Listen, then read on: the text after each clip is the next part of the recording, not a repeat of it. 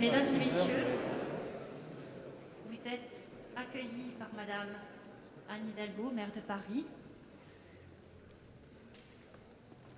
Nous saluons également Monsieur Patrick Kessel, président d'honneur du comité Laïcité République.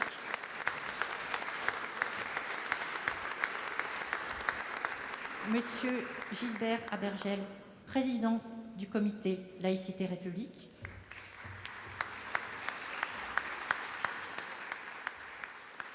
Monsieur Gérald Bronner, professeur des universités, président du jury.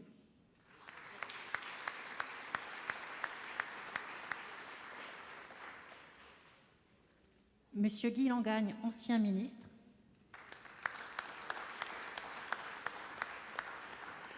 Et Monsieur André Henry, ancien ministre.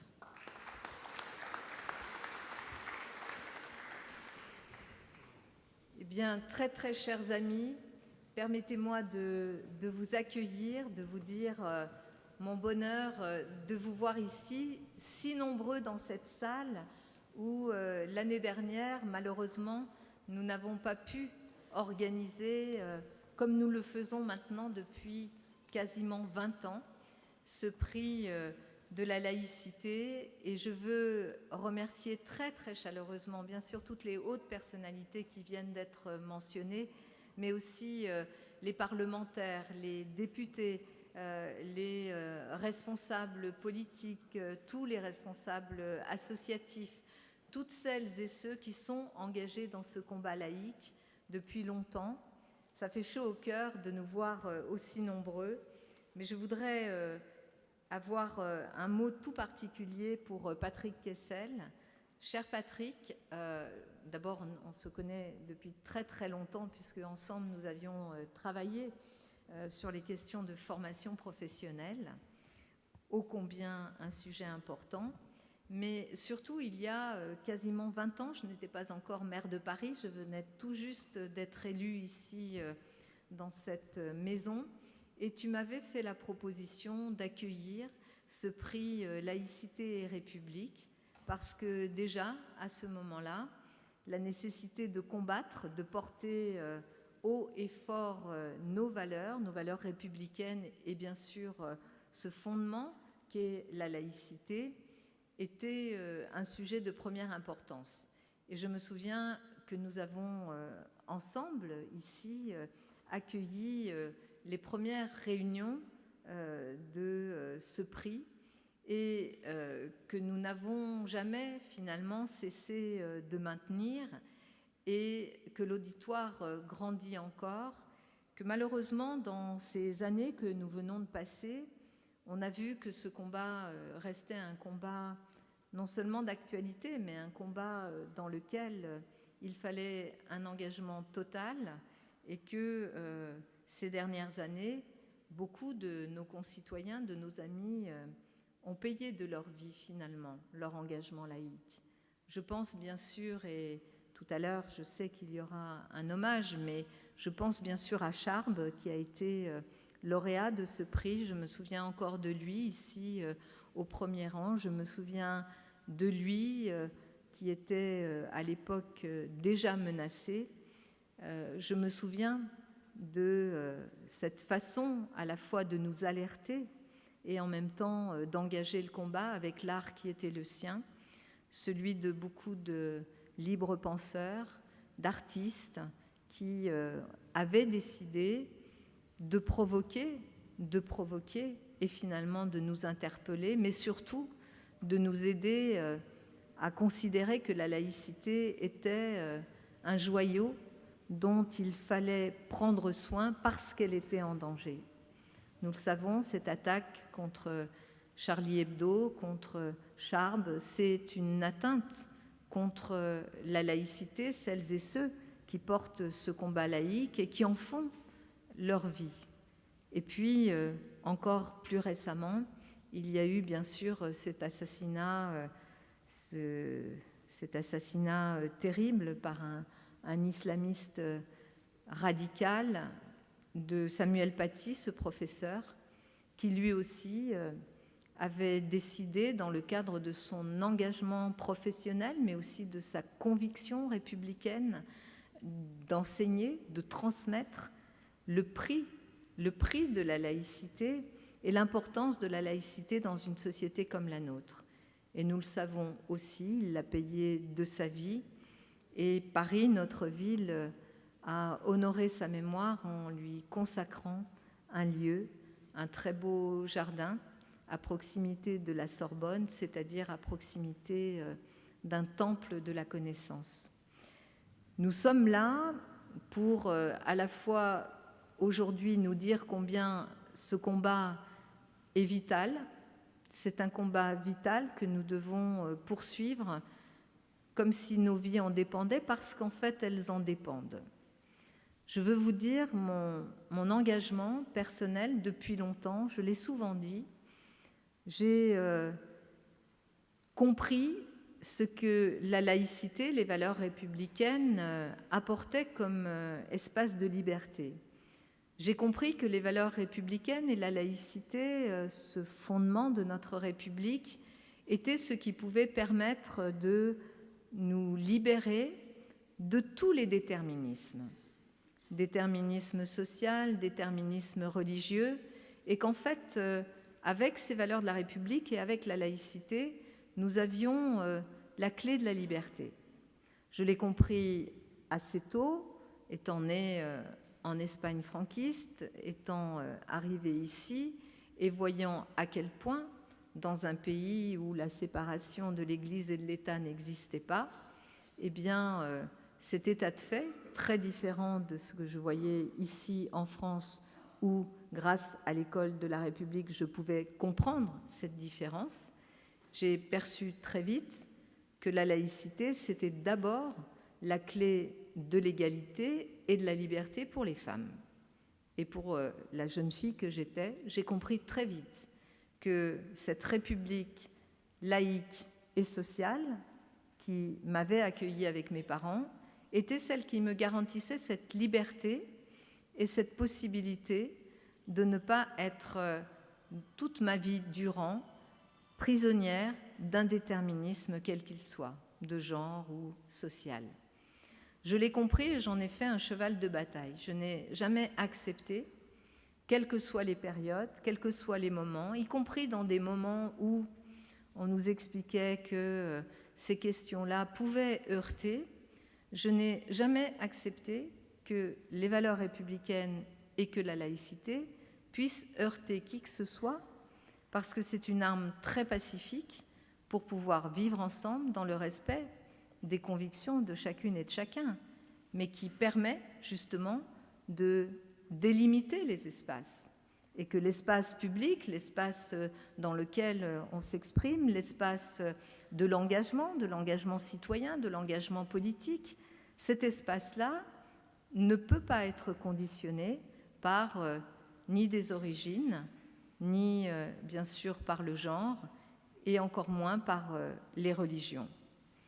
Et on a vu ensemble, avec ces attaques très nombreuses, très nombreuses, qui n'étaient plus simplement ces oppositions de l'extrême droite, ce qui était l'opposition classique, justement, et plus traditionnelle au monde laïque. On a vu que les attaques venaient aussi de religions qui détournaient la religion pour en faire un objet politique, un projet politique de combat de ce que nous sommes et de nos libertés. Et on l'a payé au prix fort.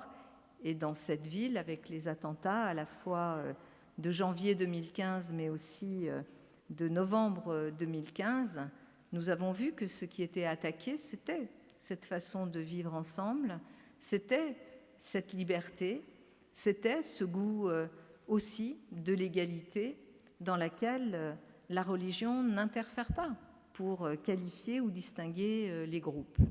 Et on a vu, y compris puisque le procès des attentats du 13 novembre se déroule en ce moment, on a vu aussi que dans les revendications de Daesh, qui nous a attaqués, il y avait l'idée d'attaquer Paris, dite capitale de la dépravation. et que cette liberté était intolérable pour celles et ceux qui voulaient nous atteindre. Alors lorsque l'on exprime cela, lorsqu'on le dit, on parle d'une expérience commune, une expérience que nous avons vécue. Nous ne sommes pas en train de parler d'un combat historique, celui qui a permis à cette loi de 1905 d'être là, d'exister et d'être tellement moderne qu'elle n'a pas besoin d'être qualifiée. La laïcité n'a pas besoin d'être qualifiée. Je crois que la loi est là, elle est suffisante, suffisamment forte parce qu'elle a été pensée.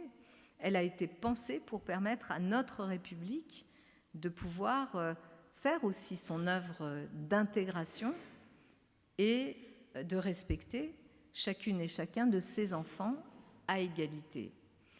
Et le moment dans lequel intervient ce prix aujourd'hui est pour moi un moment aussi très important parce que nous le savons, le danger est là. Le danger, il est plus théorique, il est vraiment là. Nous le vivons tous les jours. Nous vivons une société qui se divise.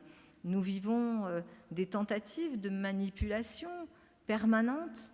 Nous vivons aussi un moment où tout d'un coup, il est devenu normal de pouvoir tenir des propos qui réécrivent l'histoire, qui nient, voilà, je le redis, mais mettre sur le même plan Pétain et De Gaulle en nous expliquant que Pétain aurait été l'ami des Juifs, c'est quelque chose qui est intolérable.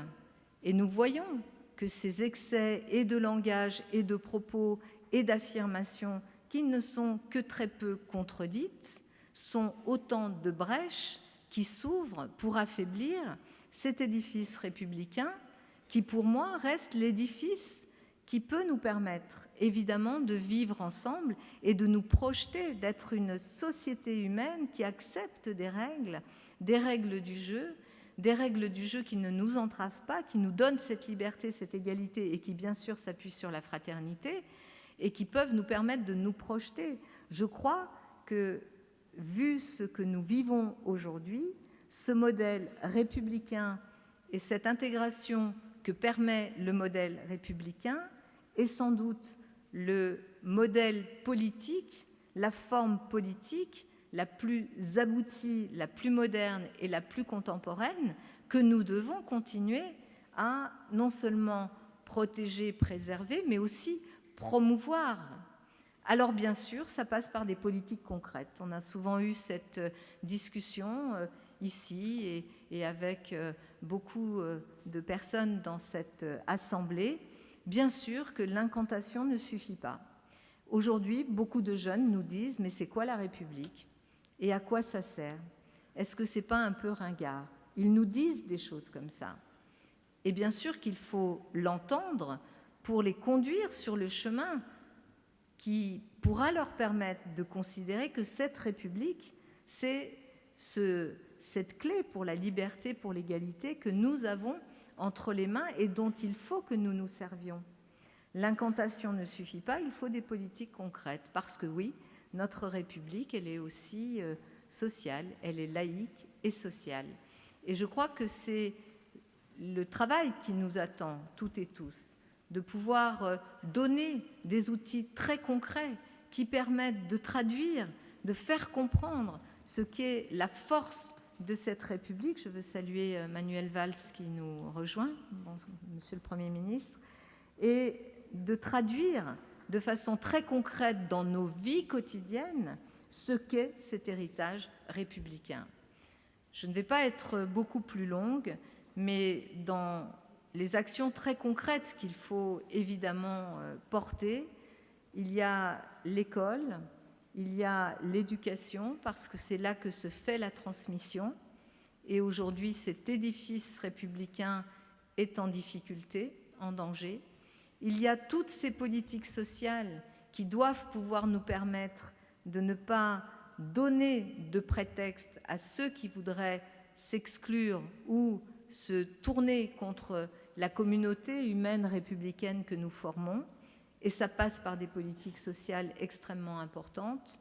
Il y a bien sûr aussi une vitalité démocratique que nous devons retrouver dans notre pays, par des institutions qui fonctionnent, par un Parlement qui parlemente, par un gouvernement qui gouverne, par un président qui préside, par des maires qui sont les tenants, les soutiens de la République dans la mise en œuvre de ces politiques de proximité, et que chacun fasse ce qu'il a à faire, sans confusion des rôles. Je crois que nous devons retrouver aussi cette vitalité démocratique. C'est sans doute le sens du travail et des débats qu'il va y avoir ici. Et puis la dimension internationale, parce que vous l'avez toujours portée, cette dimension internationale, parce que oui, il y a des gens dans le monde entier qui nous envient la laïcité. Il y a des gens dans le monde entier, je pense à des femmes, je pense à des hommes qui rêvent de cette liberté, qui se disent que ce modèle français, que parfois certains veulent caricaturer, voudraient expliquer comme un modèle d'exclusion, qu'en fait c'est ce modèle-là qui permet de vivre ensemble et de trouver la paix dans cette vie ensemble avec nos différences. Pas sur un discours qui serait un discours de naïveté.